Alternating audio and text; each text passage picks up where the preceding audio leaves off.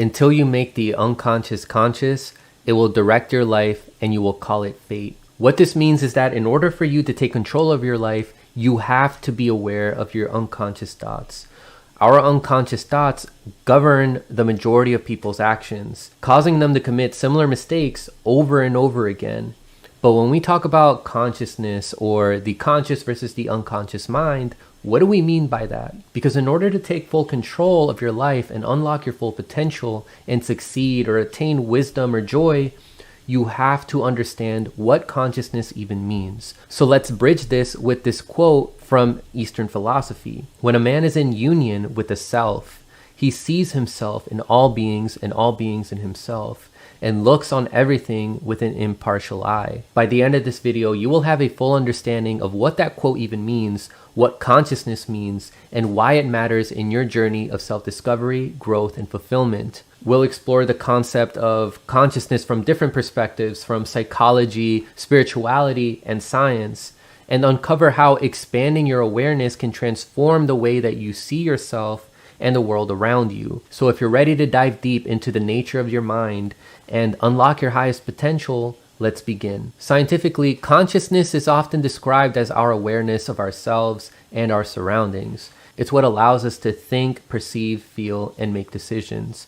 Our conscious mind processes information, directs our actions, and helps us navigate the world. Neuroscientists view consciousness as a byproduct of complex brain activity, with specific regions of the brain responsible for different cognitive functions. For example, the prefrontal cortex plays a key role in decision-making and self-reflection, while the thalamus is involved in sensory processing and awareness. However, there is a major challenge in neuroscience. Even though we can observe the brain's activity, we still can't explain how this leads to the subjective experience that we call the mind. This is known as the hard problem of consciousness, a term coined by David Chalmers. While we can measure brain waves and activity, we can't fully explain how these physical processes give rise to personal experience. What it feels like to be aware, to think, to have emotions. How does a network of neurons and synapses create the experience of a thought, a memory, or a sensation? This question has led some scientists, like neuroscientist Christoph Koch, to explore concepts like integrated information theory, the idea that consciousness arises from the way information is integrated across different parts of the brain. Others, such as physicist Roger Penrose, suggest that quantum mechanics might play a role in the nature of consciousness, proposing that certain quantum processes in the brain could explain how subjective experiences emerge from the physical world. Despite all this research, there's no universally accepted explanation for consciousness in the scientific community. This gap in our understanding opens the door for philosophical and spiritual perspectives, which have been contemplating consciousness for millennia. In fact, when we examine the writings of great thinkers throughout history, we begin to see that their ideas on consciousness echo concepts in ancient spiritual traditions, ideas that connect consciousness to something larger, something beyond just the individual mind. Theoretical thinkers like Carl Jung and Ken Wilber take our understanding of consciousness beyond just the physical brain, exploring its more spiritual and transcendental aspects. Carl Jung, a pioneering psychologist, saw consciousness as much more than just the individual awareness of our thoughts and actions. He viewed it as a bridge, a point of intersection between our personal psyche and what he called the collective unconscious. This collective unconscious is a shared reservoir of human experiences, memories, and archetypes that transcend individual lives and cultures. Jung believed that within the collective unconscious, certain universal patterns and symbols like the hero, the shadow, and the anima shape our perceptions, dreams, and behaviors, even though we may not be aware of them. For Jung, consciousness wasn't just about the self. It was the lens through which we can access deeper hidden layers of our psyche that connect us to all of humanity's shared wisdom. Ken Wilber, a contemporary philosopher and creator of integral theory, also takes a multidimensional view of consciousness. Wilber describes consciousness as a spectrum, a developmental continuum ranging from simple awareness to more complex, higher states of being. In his framework, Consciousness isn't just about thinking and perceiving the world. It involves a progression toward higher forms of awareness where individuals transcend their limited sense of self and experience deeper, more unified states of being. Wilber suggests that at the higher levels of consciousness,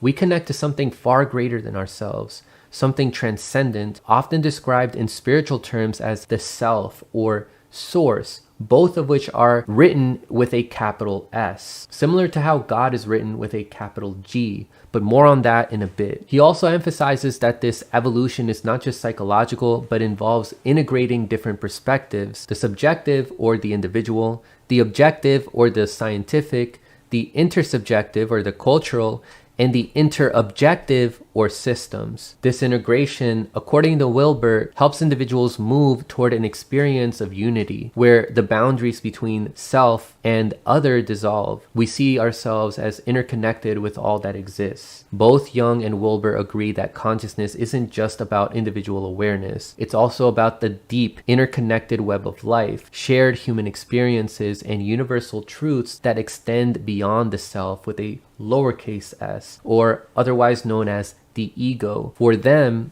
consciousness is a transformative journey that links the individual with the collective and the personal with the transcendent, helping us access a deeper, more unified understanding of reality. What do influential thinkers, philosophers like Plato and Socrates, psychologists like Carl Jung and William James, modern theorists like Ken Wilber, and even physicists like David Bohm have in common? When they delve into the nature of consciousness or explore deep psychological concepts, many of their ideas resonate with or draw inspiration from ancient spiritual scriptures. When ancient scriptures like the Bhagavad Gita, the Upanishads, the Tao Te Ching, the Bible, and Buddhist sutras talk about God with a capital G, they often describe something far beyond a personal deity. They describe the essence of existence itself. This essence is synonymous with consciousness. For instance, the Upanishads speak of Brahman, the infinite universal reality, as the same as Atman, the self or the self within. The Tao Te Ching refers to the Tao as the source of all life, ungraspable yet present everywhere, much like the infinite awareness that connects all things. Even in Christianity, phrases like the kingdom of God is within you suggest that divine truth lies within our consciousness. These traditions portray God as omnipresent, omniscient, and eternal, qualities that mirror consciousness itself. Just as consciousness underlies all our experiences and connect all living beings, these scriptures present God as the unifying force of existence. This deep link reveals why thinkers throughout history have turned to ancient wisdom for insights into the profound mysteries of life and the mind. Pretty much what all these ancient scriptures are saying is that God is infinite, just like consciousness is infinite. So God and consciousness are one and the same. So why would knowing all this matter to you? Well, expanding our consciousness isn't just about deep philosophy. It's a tool for personal growth. When we become more aware of our thoughts and actions, we gain insight into what holds us back. Whether it's limiting beliefs, unhealthy patterns, or fears, this awareness can improve our mental health, enhance relationships, and give us a greater sense of purpose. Just like understanding our shadow self can transform your life, broadening your consciousness allows you to see the world from a fresh perspective, empowering you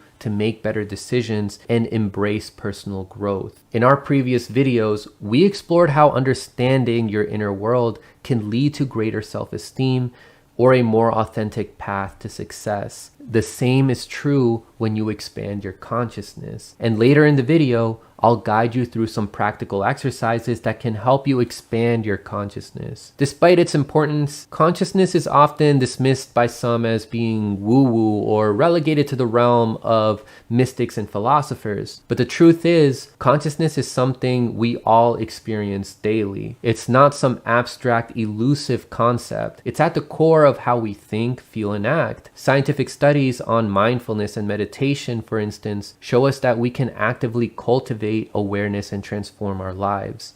By exploring consciousness in practical terms, we can bridge the gap between ancient wisdom and modern science, making it accessible to everyone. Now let's dive into some practical ways that you can start expanding your consciousness and apply it into your life. These steps are simple but powerful, and they can help you become more aware and intentional in your thoughts and actions. One of the best ways to start is by number one, practicing mindfulness or meditation. Both techniques can help you become more aware of your thoughts, feelings, and sensations in the present moment. Whether you set aside a few minutes each day to meditate or simply practice being mindful throughout your day, this habit will help you tune into your inner world and gain more clarity about your own mind. In my video on boosting self-esteem, I talked about how self-awareness practices like mindfulness can help you challenge negative self-talk, enabling you to break free from limiting beliefs and build a healthier self-image. For number two, journaling is another great tool for expanding your consciousness. By writing down your thoughts, feelings, and experiences, you can reflect on what's happening in your life and gain insights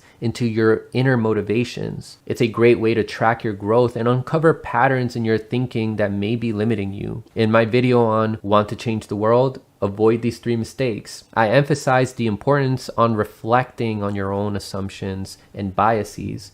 Journaling allows you to recognize these patterns in your life, challenge them, and grow into a more conscious, intentional person. To truly expand your consciousness, you have to, number 3, engage in open dialogue with people who have different perspectives from your own. This helps you challenge your assumptions, broaden your understanding, and see the world through new eyes. It's important to seek out conversations that push you to think outside of your own bubble. In my video on propaganda, I discuss how understanding how propaganda works can help us become more aware of the media narratives influencing our thoughts and opinions. Engaging with a variety of perspectives is key to breaking free from those narratives and expanding your awareness. At number 4, simply being present in your everyday life can make a huge difference. Whether it's appreciating the small moments, focusing on your breath, or just taking time to enjoy the world around you, being present helps you break free from distractions and connect more deeply with yourself and your surroundings. In my video on overthinking, I talked about how constantly dwelling on the past or worrying about a future that doesn't exist can prevent us from truly engaging with the present moment. Being mindful in the moment allows you to clear your mind and focus on what's happening now, reducing stress and increasing your sense of peace. I will add a bonus number 5. You have to read several books, hundreds of books on various topics about consciousness, emotional well-being, epistemology, meditation, and even politics and history. I can touch more on this in future videos, but pretty much you have to have a good understanding of the world around you and all the different concepts about consciousness and spirituality so that you can better understand those spiritual experiences. Now let's imagine a world where we're not just reacting to life, but consciously creating it. A world where we truly see and understand one another, where our decisions are guided by awareness, compassion, and intention rather than unconscious patterns. This is the power of expanding consciousness. By cultivating awareness, embracing mindfulness, and reflecting on your own beliefs, you can step into a life of great fulfillment, peace, and connection. But as you embark on your journey, remember, higher consciousness isn't about following anyone blindly. It's about empowering yourself to see the truth for what it is without being swayed by false narratives. This is why it's so important to stay grounded and discerning, as there are those false prophets or manipulative figures who try to lead people astray and potentially to harm. To avoid that, or if you are interested in learning more about cult psychology, then watch this video right here.